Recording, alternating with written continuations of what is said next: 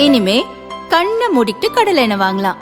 ஏன்னா மந்த்ரா கடலை எண்ணெய் இதயத்தின் தயாரிப்பு. வறுக்க பொரிக்க ஏன் எல்லா சமையலுக்கும் மந்த்ரா தான். மந்த்ரா கடலை எண்ணெய், அபார ருசி, ஆரோக்கியமான உடல் நலம்.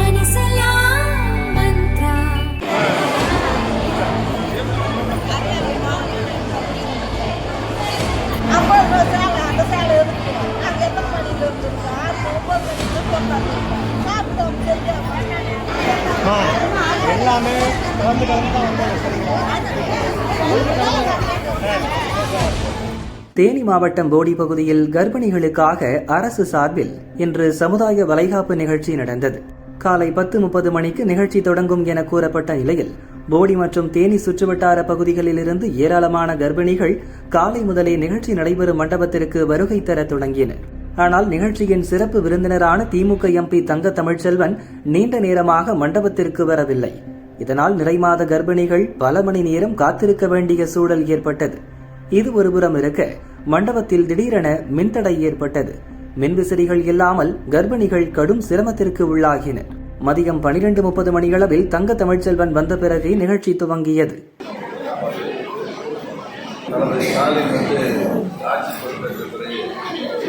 பல்வேறு திட்டங்களை பெண்களுக்கு குறிப்பாக நிறையா திட்டங்கள் அது ஒரு முக்கியமானது சமுதாய வளைகாப்பு.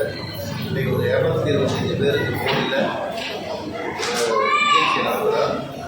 இந்த நிகழ்ச்சிக்கு நகர்மன்றத்துடைய தலைவர், நகரத்துடைய செயலாளர், நகர ஆணையாளர், இந்த மாதிரி கவுன்சிலர்ஸ் உள்ளிட்ட கர்ப்பிணி தாய்மார்கள் உள்ளிட்ட அனைவருக்கும் பரிவாரம்.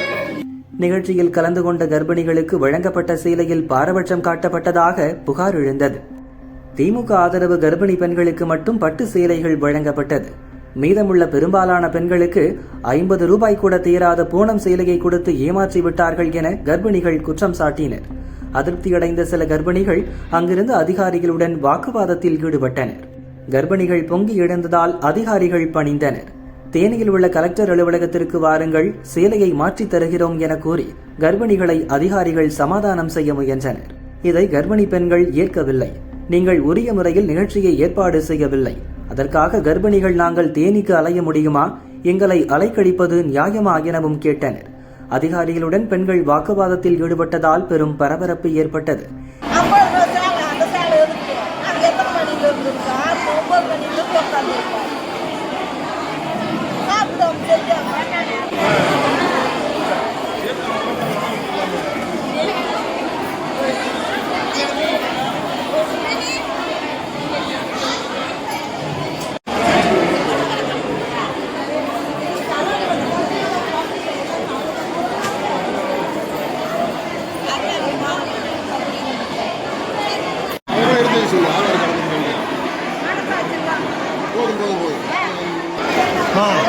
எல்லாமே கலந்து தான் வந்தாங்க. சரிங்களா? இந்த பிரச்சனை நடந்தபோது எம்பி தங்க தமிழ்ச்செல்வன் இல்லை. அவர் நிகழ்ச்சியை துவங்கி வைத்துவிட்டு முன்பாகவே கிளம்பிவிட்டார்.